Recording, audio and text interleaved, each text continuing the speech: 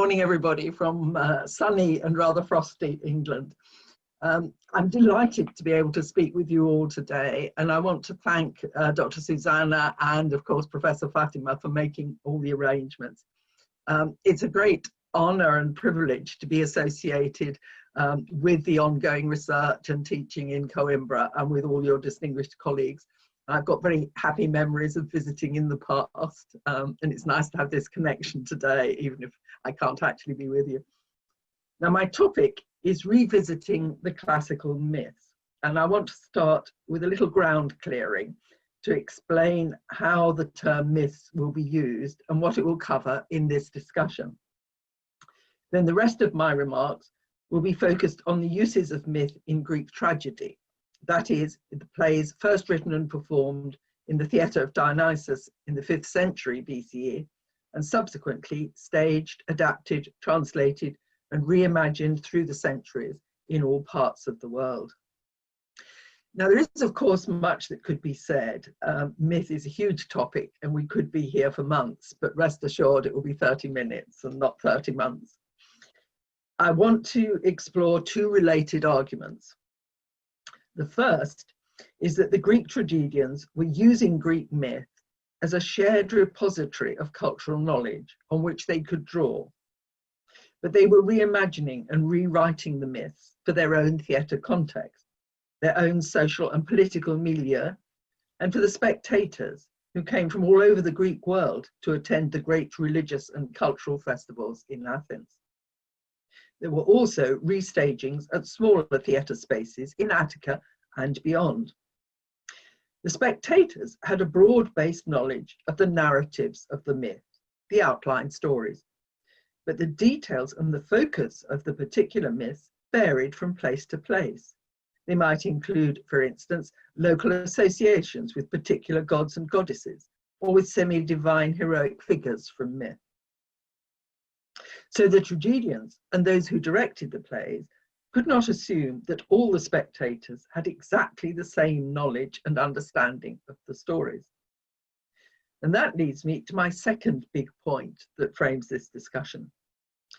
When the tragedians reworked these stories from myth, their distinctive vehicle for doing this was the formal structure and conventions of tragedy. I'll talk in more detail about these formal conventions in a few moments and aim to show how they worked in establishing a framework for how the myths were communicated to the spectators, with the result that the understanding and response of the spectators was deepened and transformed. Sometimes, too, the expectations and assumptions of the spectators were destabilized. So first, some key questions about what we mean by the concept of a myth, and especially the way in which I'll be using the term today. What is a myth? Well, myths were stories that were central to Greek culture and to religious and creative life. In modern times, people usually distinguish between myth and history. The word myth in modern days can be used to categorize legends, but it can also be used to indicate fiction, even perhaps a false belief that is not supported by evidence. However, in antiquity, the concept of myth was much more fluid. Mythical stories were ways of anchoring people to their past, both through stories about earlier generations and through claims about the foundations of families and societies. Myths also involved a kind of aspiration, the belief that gods were still influential, that the natural environment was full of divine presences in water, earth, crops, that gods and goddesses promoted culture and learning, that they could be placated and appealed to. So the imaginative histories of gods and goddesses, semi-divine heroes, and human beings were intertwined.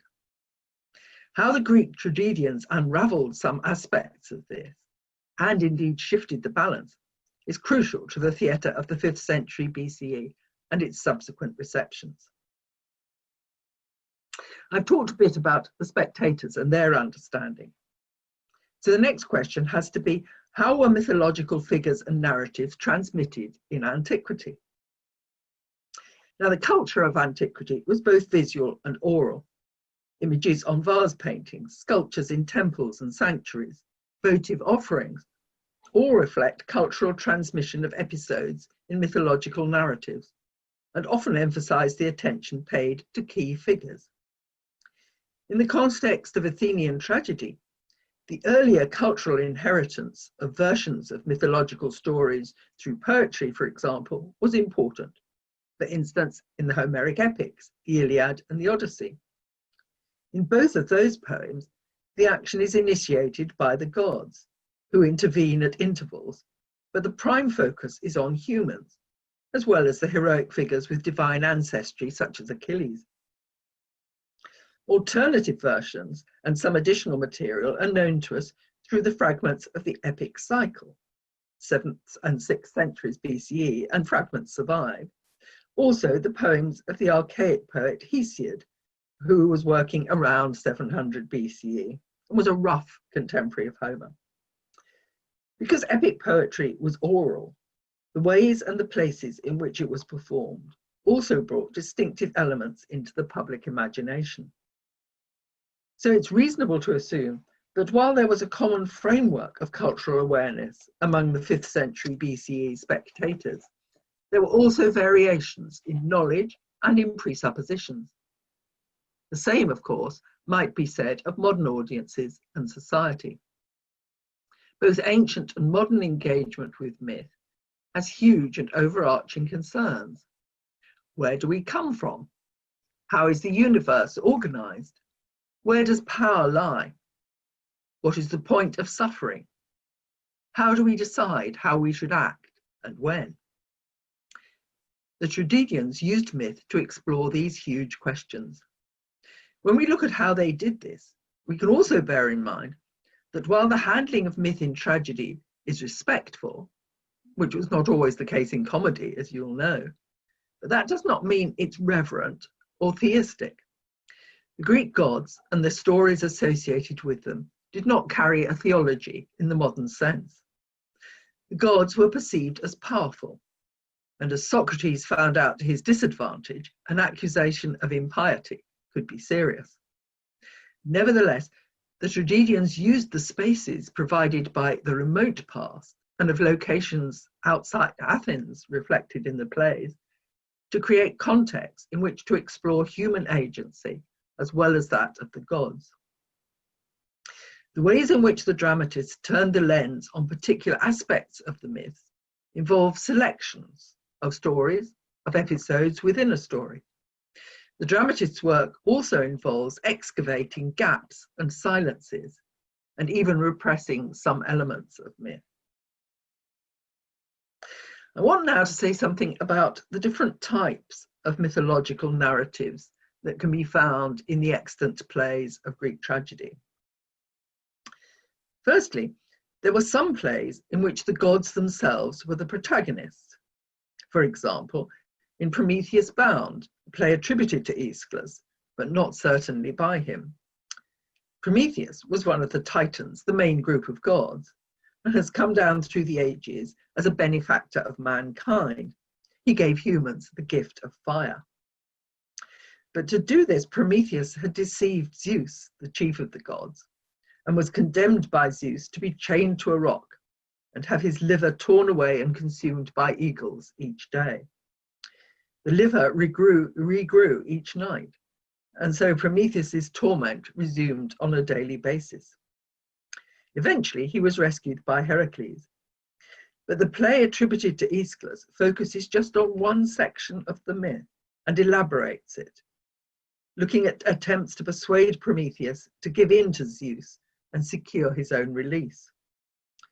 Prometheus's refusal to betray humans and his determination to defy the tyrant Zeus have led to the play and the figure of Prometheus becoming an icon for resistance, with a number of adaptations of the play set in modern contexts. For example, from those written in English, I could cite Shelley's Prometheus Bound, and more recently, Tom Paulin's Seize the Fire, and Tony Harrison's Prometheus, which was also made into a film. there were also tragedies devoted to various elements in the story of Heracles. However, in most of the mythological narratives reworked by the tragedians, although the Olympian gods play a part, perhaps in bringing about the crises explored in the plays, the main action concerns heroes and humans. For example, in narratives that were handed down through Homeric epic and in the stories of the epic cycle. Examples include the story of Ajax in Sophocles' play of that name, and Euripides' sequence of plays about the destruction of Troy by the Greeks, Iphigenia at Aulis, the women of Troy, Hecuba. Perhaps best known of all is Aeschylus' trilogy, the Oresteia, a trilogy, a sequence of 3 plays, which won first prize in 458 BCE.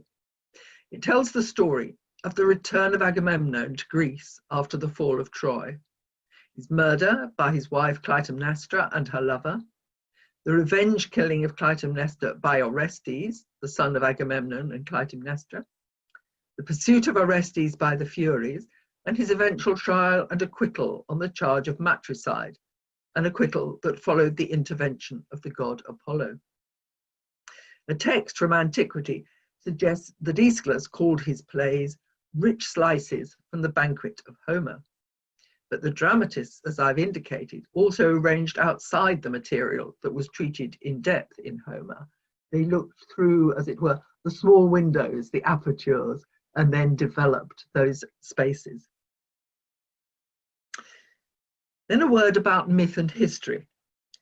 By this time in my talk, you may be wondering why the tragedians predominantly focused on plots taken from myth, rather than on histories or even contemporary events. We all know about the intellectual culture of the 5th century BCE in the democracy at Athens, their love of debate, discussion, and conflict.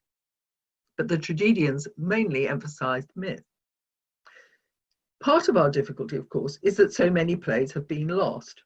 There's only one history play that has survived in full. That is Aeschylus' The Persians, which won first prize in 472 BCE. That play explores the reactions in Persia to the defeat of the Persian army that invaded Greece in the early 5th century BCE. The play was performed to Greek audiences that would have contained many men who had fought in those conflicts. I think it was a creative act of some daring for Aeschylus, who was himself a hoplite soldier, to present the suffering of the defeated Persians in a sympathetic and even empathetic way so soon after the Persian Wars. And his play implicitly warned the Greeks not to exult in their victory or to fall into the error of pride, hubris. In my view, Aeschylus was quite fortunate to get away with presenting that kind of play so soon after the traumas of the Persian Wars. And he, for example, in that play, the chorus is actually of people at the Persian court. So there were Athenian citizens who were the chorus members being required to think through what it felt like to be defeated and to see your young men slaughtered. Aeschylus got away with it. But there is evidence that in the late 490s, another tragedian, Phrynikos, had been heavily fined because his play, The Capture of Miletus, referring to the disaster which took place in 494 at the hands of the Persians, had reminded the Athenians of the sufferings of Greece. So the tragedians had to tread reasonably carefully. Nevertheless, they proved to be very resourceful in creating plays which were based on myth and set in cities other than Athens, but which also prompted consideration of contemporary issues. And I'll mention some examples later on. I'd now like to turn to the importance of the formal aspects of tragedy that I flagged up at the beginning of my talk, and to consider how they contributed to reworking myth in ways that engaged the spectators. First of all, given that most myths had extended narratives and many variants, how were the spectators helped to get into the story and make sense of it? Those of you who've studied Euripides' Medea or have seen the play performed we'll know about the figure of the nurse. She appears at the very beginning and gives the prologue. One of the main functions of the prologue was a means of situating the spectators in the key phase of the story and suggesting what they should look out for. In Medea, the nurse gives a brief summary of the story of Medea's life thus far and describes her plight now that she has been deserted by Jason. The prologue also sets the tone for the play's treatment of Medea's rage. The nurse says, "But now her deepest love is sick, all turns to hate. Poor Medea rages at her loss of honor." Now that's a very interesting and crucial juxtaposition of the emotions of hate and love, which seem to follow female stereotypes, but they're juxtaposed with the masculinist stress on honor and reputation. So the nurse's prologue opens the way to the speech that Medea later gives, in which she sets out her grievances using the language of civic discourse. Use of the figure of the nurse to deliver a prologue situating the action of the play in the narrative of the story of Medea also draws the attention of the spectators to the network of emotions and values that the play will explore. This is also a characteristic of the dramatic technique of Euripides. In his play, The Women of Troy, he deploys the prologue in a distinctive way by having the goddess Athena and the sea god Poseidon discuss how the Greeks have violated the conventions of piety and civilized behavior in their victory over the Trojans, and must be punished by the destruction of the Greek fleet on its return from Troy. Athena, who was previously on the side of the Greeks, says that she wants to give the Greek army a painful journey home. And the prologue to the play frames the story that is played out in the tragedy.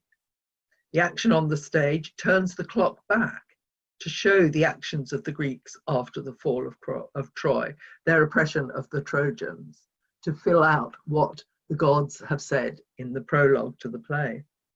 Thus, the spectators are reminded in the prologue of the awful consequences of the Greeks' behavior that is to be depicted in the play, the destruction of the fleet on the way back.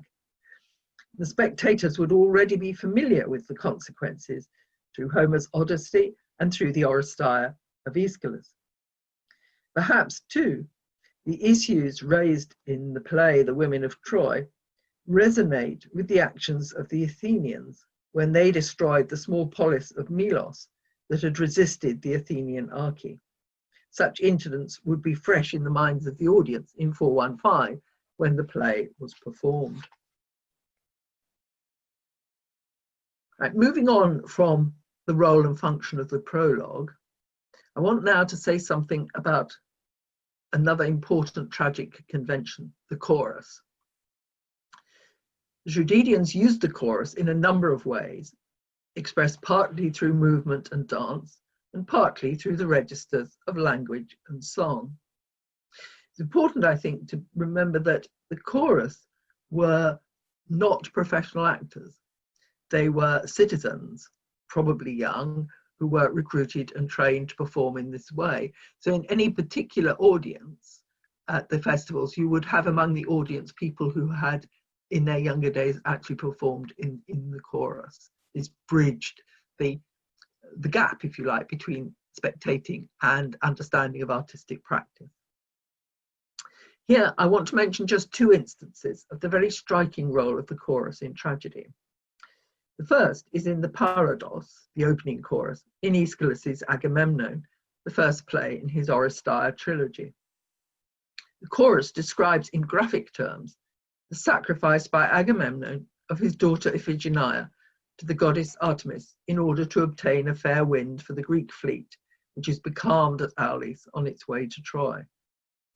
This intervention of the chorus to fill in background, the previous history behind the play, both adds a dimension to the story of Agamemnon's return from Troy and also prepares the spectators for the hatred that Agamemnon's wife Clytemnestra feels for him, and which leads to his murder at the end of the play. A second and very different example of the dramatic use of the choral ode is the famous chorus from Sophocles' play Antigone, in which the chorus sing of the capacities and the shortcomings of human beings. And a brief quote, "There are many wonders in the world," they sing, "but none is more wonderful than man. With inventive skill, beyond all dreams of knowledge, he makes his way now to evil and now again to good. When he combines the laws of his country with the justice of the God he has sworn to, his city stands tall. But he has no city at all, who through reckless daring lives with evil." And that's a very good example of the kind of commentary which is offered by the chorus, which bridges, as it were, the relationship between civic and political matters, the human field, and also the piety ode to the gods, and brings those together in norms of behavior. My third example of a convention of Greek tragedy is Rhesus. Sophocles' Antigone also contains a famous example of the single speech, or Rhesus, in which a main character or protagonist sets out their point of view. My example from that play is the speech in which Creon, who has become leader of the Theban polis after civil war, proclaims his reasons for forbidding the funeral rites for the rebel Polynices, the brother of Antigone and the son, of course, of Oedipus. Creon likens the city to a ship that needs a firm hand on the tiller. He says, "By such principles, I will make this city great." The image of the ship of state is a continuing one in politics, and Creon's speech has been rewritten and restaged to justify the diktats of authority in various contexts, from France in the Second World War to Ireland under British rule. Nevertheless, in the context of the play, it is actually a statement of the principles of political organisation, which would have, probably in the minds of the spectators, its plus points. Then go on to talk a little bit about the interwoven convention of agone and sticomythia in Greek tragedy. One of the most important characteristics of tragedy is that assertions, even reasoned ones, are never left unexamined. And as mentioned just now, Creon in his Rhesus sets forward his principles, but they're not left to stand unexamined. The rest of the play is in fact various kinds of challenges to them and assessment of the consequences. The main theatrical convention for the examination of ideas and dramatizing that challenge is the agone, the contest of arguments between main characters. In the case of Sophocles' Antigone, the arguments are structured through a series of episodes in which Creon's intransigence and that of Antigone are challenged by successive interlocutors. There are two main techniques in the agone. The first is the opposition of set speeches. The second technique, sticomythia, complements this and involves a staccato set of exchanges, usually only one or at most two lines, a kind of fencing match between contending arguments. These fulfill the dual function of moving the action rapidly forward verbally and of raising the tension, since the spectators may know the eventual outcome, but do not know how, in the course of a particular play, it will be achieved.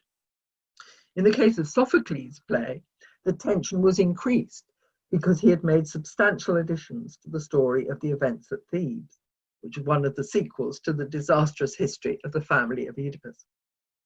In making Antigone and her determination to give proper funeral rites to her dead brother very prominent, Sophocles reinscribes a religious dimension to the discourse of civic power and norms, and it's this conflict that is the subject matter of the agonistic structure and sticomythia of the play. And the Antigone in modern context has often been interpreted as a play of rebellion. I like to think of it rather as a debate about how a ruling class should behave. Do read the play if you haven't already, and if possible, locate some of the different ways in which the dilemma has been recontextualized in later theatrical productions. Finally, I'd like to say something about the messenger speech. This is the last of the main theatrical conventions that I need to mention. As you know, violence rarely, if ever, took place actually on stage in Greek tragedy. There's a possible exception in the suicide of Ajax in Sophocles' play of the same name, but normally violence takes place off stage. I've already alluded to how events in the past were sometimes described by the chorus or in the prologue, or even in the rhesis or set speech. The messenger's role was usually to describe events that had just occurred off stage that were part of the dramatic action of the play. For example, the killing of Jason's intended bride by the gift of a poisoned robe from Medea, or the suffering of Creon in the Antigone, where he has changed his mind about his intransigence, but it is too late to save the lives of Antigone or of his son Haemon. The messenger there says he speaks as a witness and will leave out no word of the truth, however unpalatable it may be. Now, in setting out these theatrical conventions, I've also indicated at various points that the functions can overlap. The dramatic function of the chorus in particular is flexible, and a messenger speech was sometimes voiced by one of the main characters, for example, Clytemnestra's account of the death of Agamemnon. These verbal dramatic conventions formed just one aspect of a performance culture that included masks, costumes, daylight performances that involved a trilogy and a satyr play, all in the competitive environment of festivals that were both religious, to honour Dionysus, and civic, proclaiming the prestige of Athens, attracting visitors to witness processions and ceremonies of civic display. We know that the spectators trekked in from rural parts of Attica, as well as coming from overseas. We also know that they were sometimes rowdy, and that officials armed with rods were there to keep order if necessary. So it's necessary to exercise both scholarship and imagination to try to understand something of the intensity of the experience in the ancient theatre. Let me leave you with one example of the intersections between the materiality, emotions, and ethical dimensions of tragedy, which are as acute nowadays as they were in antiquity.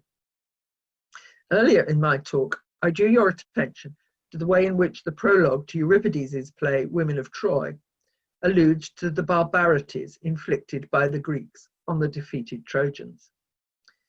The play then dramatizes some of these, including the murder of the child, Astyanax, the son of the dead Trojan hero Hector, and of his wife Andromache, who is to be taken into sexual slavery with the other women.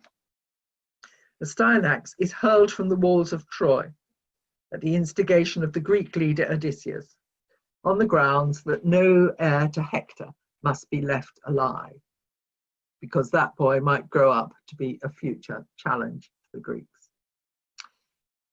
The kindly Greek herald, Talthybius, brings the child's shattered body back to the Trojan women for burial.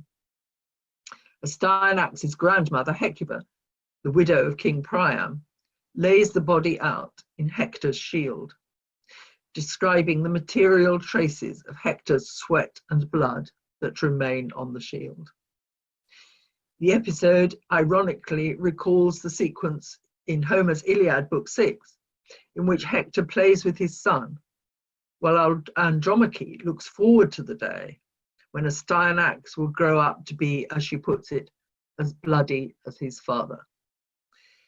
Hecuba's lament in Euripides' play over the murdered child evokes the memory of that aspiration, which will now be unfulfilled. Euripides' play in that sequence devastatingly shows both sides of the argument: the lament for the child, the destruction of family inheritance, but also the fact that the aspirations of his family for the child Astyanax would be that he would grow up to be a bloody and successful fighter. And that is why Odysseus persuades the Greeks to kill him. Now, subsequently, as I say, Euripides' play shows both sides of the argument, and it also foreshadows Hecuba's determination to avenge the killing of the Trojans. Subsequent modern adaptations have sometimes shied away from that awfulness, where there is actually no right or wrong. There is an awful collision of priorities. And some modern adaptations have sentimentalized that scene. For example, Katie Mitchell's production in 2007 for the National Theatre in London had the women bury the child not in Hector's shield, but in a laundry box. It sentimentalized the whole occasion. It repressed the dark side of Hecuba's speech, and it took the focus away from Euripides' devastating vision of how cycles of violence are perpetuated. That's one example in which the fluidity of the mythical narratives gives enormous opportunities for dramatists to interpret and reinterpret in the light of different contexts. Now, in conclusion, I've approached this topic by looking at the intersection between two vital elements in the engagement with myth that takes place in tragedy. The first vital element is how the tragedians used the formal conventions of tragedy to situate the spectators and direct them to the aspects of the myth that were to be developed in the play. The second vital element is how the tragedians used the fluidity of myth to explore and to debate. Greek tradition transmitted the overall shape of a mythological story, but its individual aspects often differed between traditions. In the context of the 5th century BCE, cultural politics and theatre aesthetics worked together to prioritize the debates and challenges suggested by the selected myths. Gods and their squabbles might shape the overall narrative, but in the plays there was a focus on human agency, in the exchange between the main characters and in the commentary contributed by the chorus on the processes and outcomes. So if we've seen, the formal structures, and especially the agone and the dramatic technique of sticomythia, energize the process of decision-making, changes of mind, emotional and rational aspects of the options and dilemmas, and involve the spectators in the moral and philosophical issues. Contexts and places taken from myth provided a kind of safe space in which the tragedians could explore and debate issues without specifically grounding them in contemporary politics, a contrast, of course, with comedy. Now, both the key elements, situation and debate, provided a basis for the subsequent reception of the plays, whether this took place through translation, creative working, or staging, and usually a combination of all these. If you're interested in the subsequent reception of tragedy, then theatre studies provides you with essential tools of analysis and appreciation. In particular, you might consider how directors and theatre practitioners situate their audiences, how they introduce the myths, how they use modern and vernacular languages, idioms, allusions, and metaphors to help spectators relate to the Greek experience. The visual and material aspects of theatre are equally important in this respect. Costume, properties, design, and settings all translocate the plays for modern audiences for whom classical myths are distanced from the public imagination, as are the other carriers of the myth, even perhaps the Homeric poems. I was privileged to have a small role in the preparation of a volume on portrayals of Antigone in Portugal, and I put the details on the list of references. The researchers in Coimbra have also done extensive work on Medea. This research, together with the online databases on productions of Greek drama, provide extensive resources for further study, and I hope you'll take up the advantage of some of those. It's been an absolute pleasure to speak at your seminar today. Thank you very much for listening, and I look forward to the discussion. Thank you.